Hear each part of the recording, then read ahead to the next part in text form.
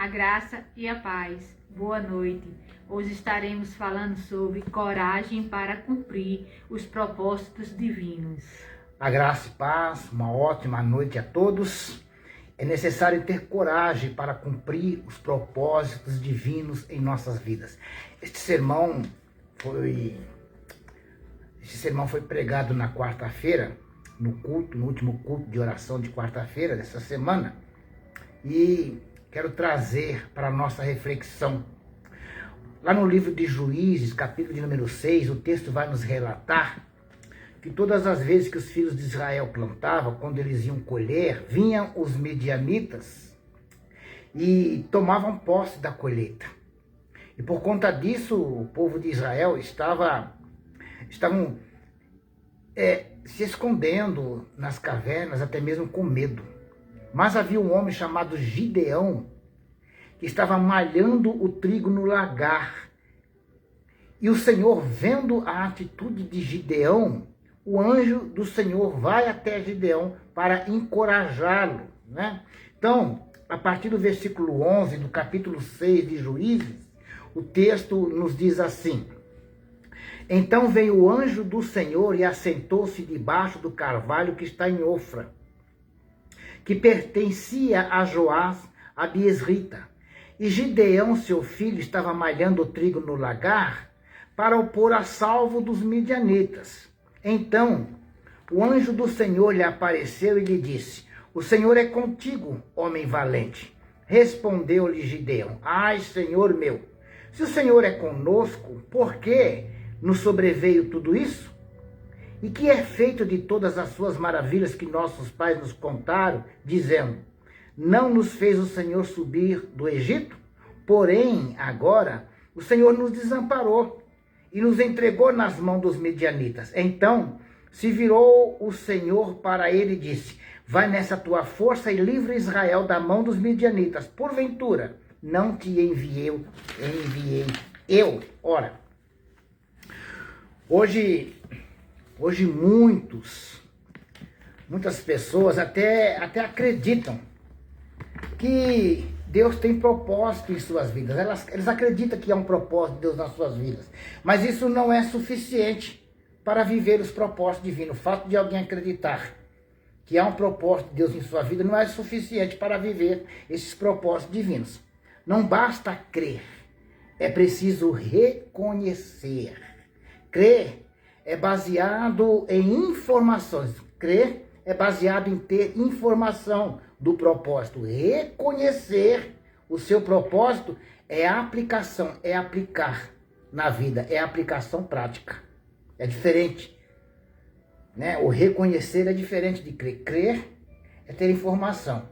E reconhecer que é um propósito na vida da pessoa, é ter essa aplicação, é fazer essa aplicação na vida e viver.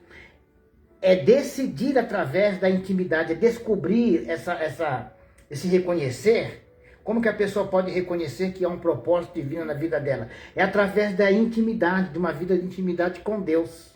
A sua missão, aquilo que Deus tem para a sua vida e se posicionar de acordo com a sua vontade. Então, como é que uma pessoa reconhece que há um propósito divino na sua vida? A maneira dela reconhecer é por meio de uma intimidade, um relacionamento de intimidade com Deus. E a partir do momento que ela tem essa intimidade com Deus, ela se posiciona de acordo com a vontade de Deus.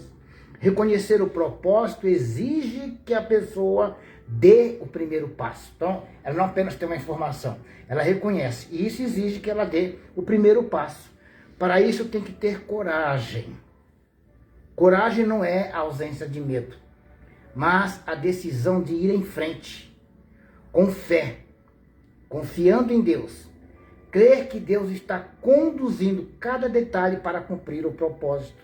Aquele que reconhece que tem um propósito de Deus na sua vida, ele passa a enxergar, né? Ele toma uma atitude e ele reconhece, né? Que esse propósito, ele tem coragem para tomar a atitude. Então, ele passa a enxergar que Deus está conduzindo cada detalhe para o propósito.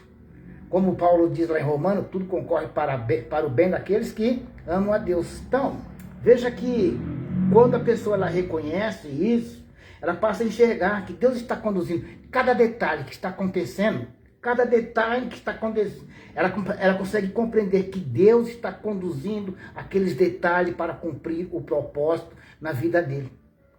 Até mesmo aqueles detalhes que parecem que está sendo contrário ao que ela entende, ao que ela pensa, aquilo está contribuindo para que Deus cumpra o propósito na vida dele. Para viver o propósito divino é necessário coragem. E isso é um processo construído dia após dia, é paulatinamente. Então essa coragem para que a pessoa venha viver o propósito, cumprir o propósito divino na vida dela, essa coragem ela é construída dia após dia. Quanto mais intimidade, quanto mais se aproximar de Deus, quanto mais vida de comunhão com Deus, dia após dia, ela vai tendo essa coragem, essa disposição para se posicionar de maneira que o propósito venha se cumprir. Pensando nisso, então gostaria de colocar aqui 2 pontos para a nossa reflexão em cima desse tema, coragem para cumprir os propósitos divinos. Primeiro, os desafios não significam o abandono de Deus. Quando a pessoa, ela reconhece, ela crê que tem um propósito na vida dela, e ela reconhece que tem um propósito na vida dela, ela precisa de passar a entender que os desafios não significam o abandono de Deus. Ela vai encontrar desafios. Isso não quer dizer que Deus a está abandonando. Os desafios servem para nos encorajar. Jamais devem ser vistos como o abandono de Deus, ou como consequência de pecados, ou como sinal de desaprovação de Deus. Então, nunca devemos ver os desafios que surgem em nossas vidas como o abandono de Deus. Pelo contrário, os desafios vêm nos encorajar. E também não devemos olhar como alguns que os desafios são sinais de aprovação de Deus, ou porque a pessoa está em pecado. Nada disso. Nada disso. Há um propósito para isso. Os desafios integram o plano maior de Deus. Faz parte do plano maior de Deus. Eles servem para moldar o nosso caráter, fortalecer a fé e nos direcionar para o propósito de Deus. Então, veja que os desafios têm um propósito. Tem um propósito maior, né? O desafio central de Gideão não era somente enfrentar os medianitas, que vinham e roubavam ali tudo quanto os israelitas plantavam. Não. O desafio central de Gideão não era somente enfrentar os medianitas, mas enfrentar a idolatria dentro da comunidade israelita, que fizeram o que era mal aos olhos de Deus. No capítulo 6 que nós lemos, no versículo de número 1 de Juízes, diz assim: fizeram os filhos de Israel o que era mal perante o Senhor. Por isso, o Senhor os entregou nas mãos dos midianitas por 7 anos. Então, veja que a idolatria estava no meio do povo de Israel. O pecado estava ali, a idolatria estava ali, e hoje não é diferente. Infelizmente, hoje, no meio do povo de Deus, alguns, a gente vê a idolatria. A gente vê a idolatria, pessoas idolatrando artigos do Antigo Testamento, idolatrando a Arca da Aliança, idolatrando botija, idolatrando ministros, pastores, bispos, sacerdotes. A gente vê a idolatria. A gente vê o paganismo, a idolatria no meio do povo.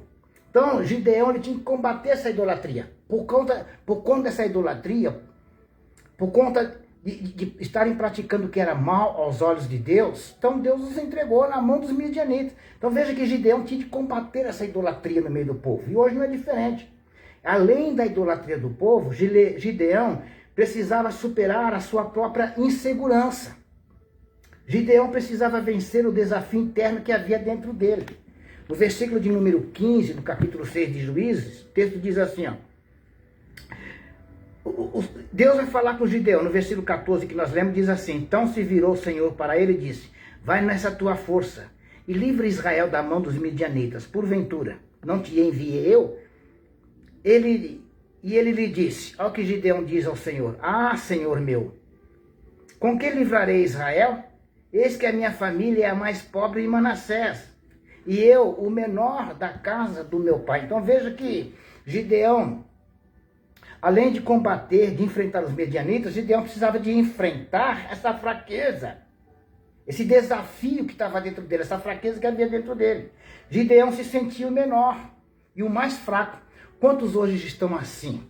Quantos hoje hoje até crê que há um propósito divino na vida dele, mas ele começa a olhar para as suas condições, começa a olhar para si e esquece que Deus tem um propósito e ele é o provedor.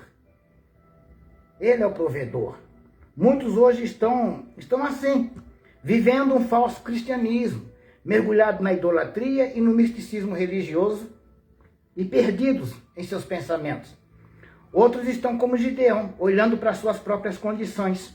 Falta a eles como Gideão, falta a eles a coragem para cumprir o propósito. E por isso declaram suas fraquezas. Então, eles não têm coragem para se posicionar, para cumprir o propósito, como Gideão, e começam a declarar suas fraquezas. Veja que Gideão vai declarar sua fraqueza. Eu sou menor da casa do meu pai, sou o mais fraco da casa da minha família. Então, hoje não é diferente.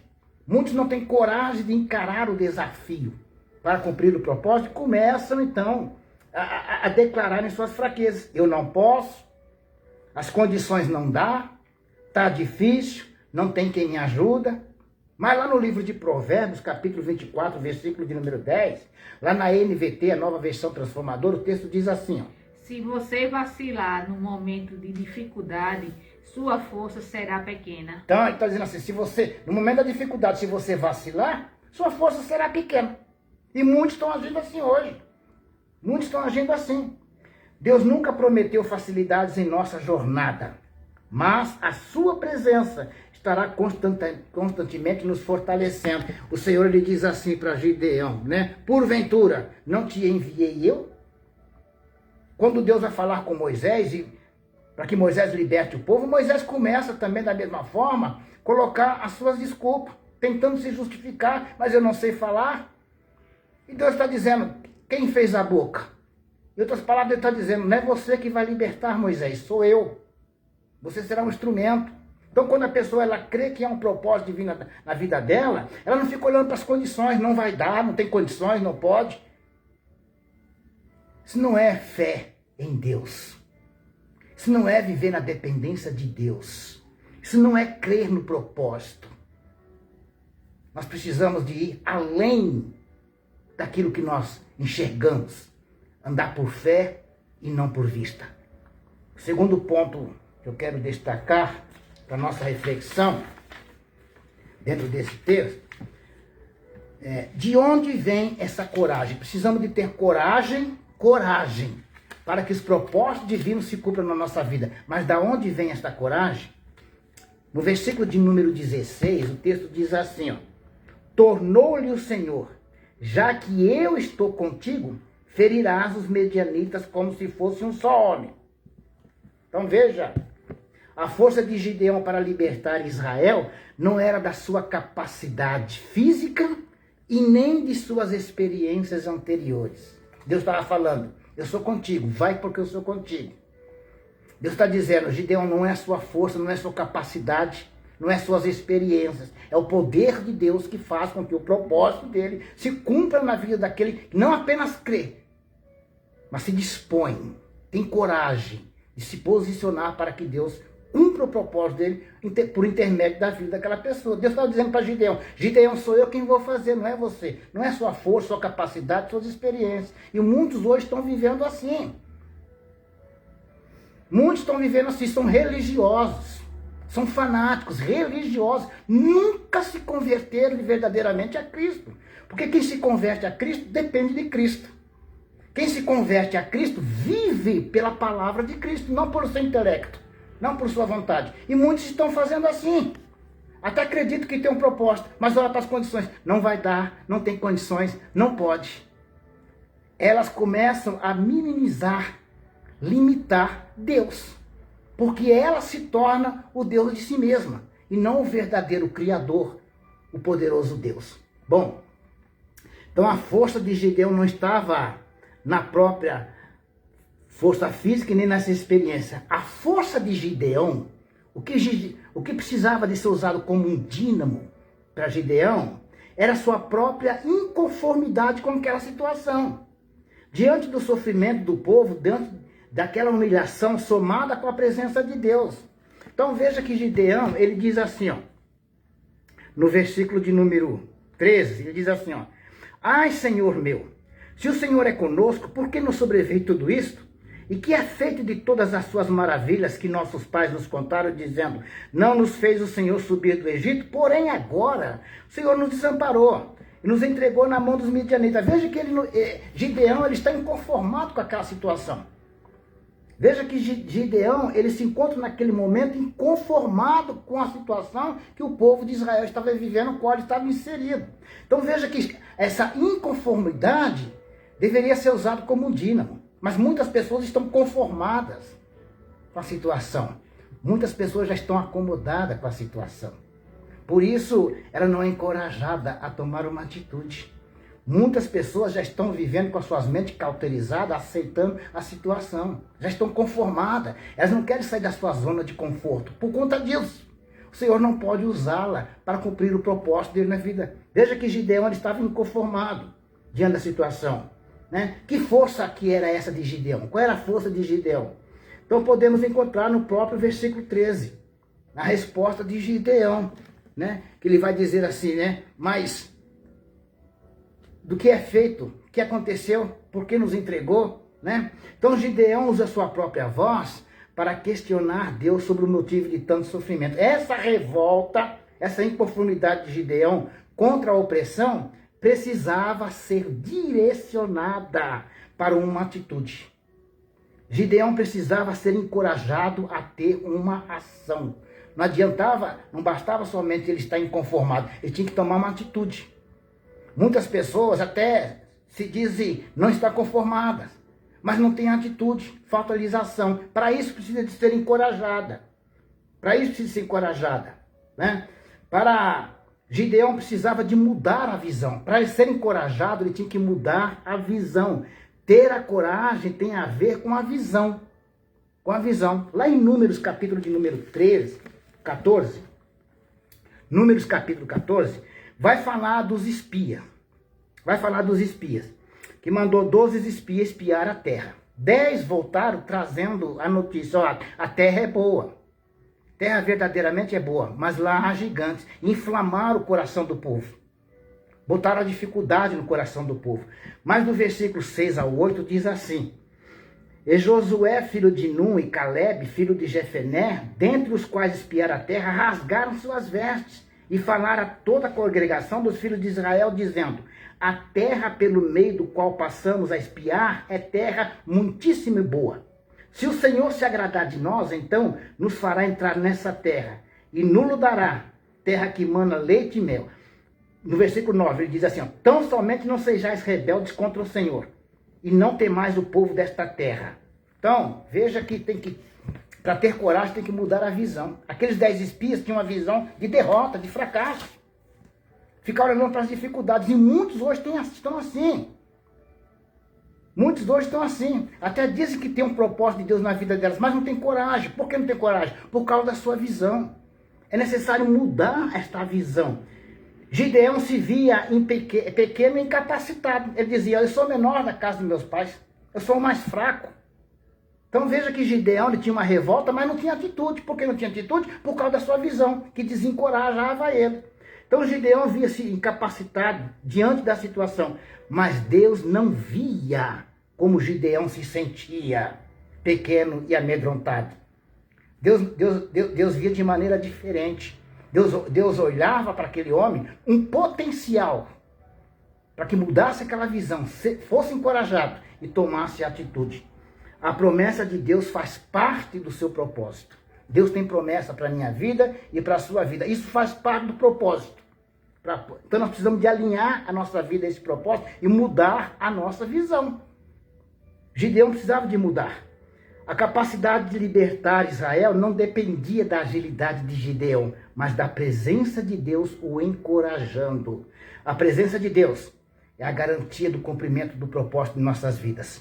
Em nenhum momento a Bíblia vai nos mostrar facilidade para que possamos viver o propósito de Deus. O próprio Jesus diz assim, no mundo tereis aflição, mas tende bom ânimo, eu venci. Jesus está dizendo assim, ó, não olhe para as aflições, olhe para aquele que nunca perdeu uma batalha. E é isso que Deus tem para a sua vida. Deus quer te encorajar. Para te encorajar você precisa de mudar a visão. não apenas ser inconformado, tomar uma atitude. Não é o que você faz, é como você faz. Não é o que você tem, é o que Deus já tem preparado para você. Quero orar por você para te fortalecer. Senhor, eu peço que o teu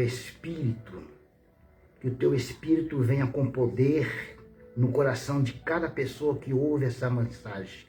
Abra-lhe os olhos espirituais e a encoraja a tomar atitude para que possam viver o propósito divino na vida delas. Que essas pessoas não venham se tornar religiosas como muitos que diante das adversidades se acovardam, se intimidam, porque ficam olhando para a circunstância e para a situação. Muitos que se dizem ser crente negam o nome de Jesus com as suas atitudes. Gideão precisava de ser encorajado. Para isso, ele tinha que mudar a visão. Gideão se via pequeno e incapacitado.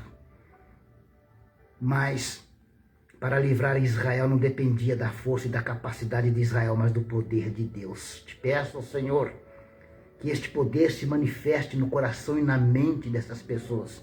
Que o teu Espírito tenha liberdade de repreender toda dúvida, incredulidade, tudo aquilo que impede essas pessoas de tomar uma atitude de coragem e viver o propósito. Para viver o propósito divino, é necessário enfrentar as adversidades, as dificuldades. E só podemos vencer em nome de Jesus, na presença de Deus.